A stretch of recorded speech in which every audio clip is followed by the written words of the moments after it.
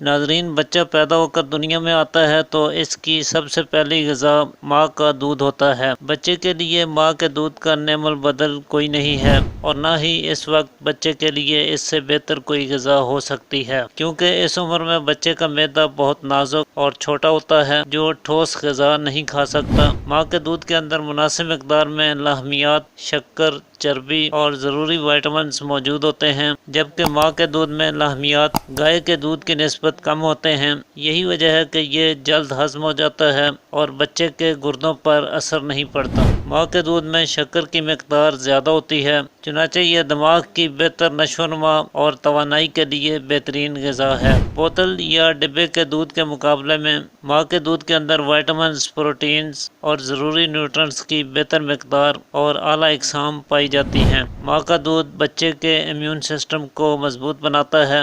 ماں اور بچہ دونوں کے دل میں ایک دوسرے کے لیے محبت بڑھتی ہے۔ جو مائیں بچے کو چھاتی سے دودھ پلاتی ہیں، ان میں چھاتی کا کینسر پیدا ہونے کے خطرات کافی حد تک کم رہ جاتے ہیں۔ یہی وجہ ہے کہ جو مائیں بچوں کو اپنا دودھ پلاتی ہیں، ان کی اپنی صحت بھی اچھی رہتی ہے اور بچہ بھی تندرست اور صحت مند رہتا ہے، جبکہ ڈبے کا دودھ یا کسی جانور کا دودھ آپ کے اضافی اخراجات کو بھی کافی حد تک بڑھا دیتا ہے۔ اس لیے ماں کو چاہیے کہ وہ بچے کو جہاں تک ممکن ہو سکے اپنا دودھ ہی پلائے، البتہ اس کے لیے کچھ باتوں کا خیال رکھنا بے حد ضروری ہوتا ہے۔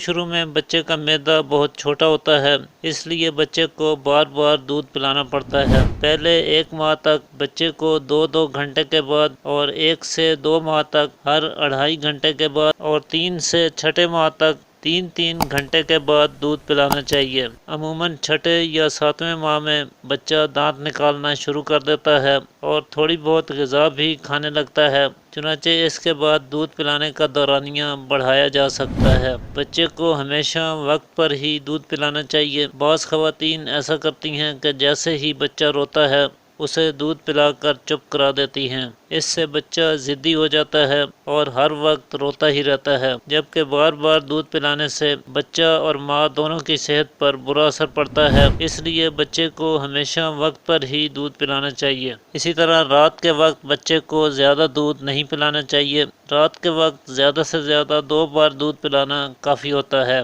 کیونکہ رات کے وقت زیادہ دودھ پلانے سے دودھ اچھی طرح سے ہضم نہیں ہو پاتا ہے۔ دودھ پلانے والی خواتین کو اپنی خوراک کا خاص خیال رکھنا چاہیے اور ایسی خوراک کھانی چاہیے جو قدرتی، صحت بخش اور زود ہضم ہو۔ دیر سے ہضم ہونے والی اور ثقیل غذاؤں کا استعمال ہرگز نہیں کرنا چاہیے۔ کسی بھی طرح کی نشہ آور چیز کا استعمال بھی بالکل نہ کریں۔ دودھ پلانے والی ماں کو زیادہ تیز مرچ مسالے دار اشیاء، جنک فوڈ، چائے، کافی کا استعمال کم کرنا چاہیے، اور ایسی خواتین کو پیٹ خالی بھی نہیں رکھنا چاہیے۔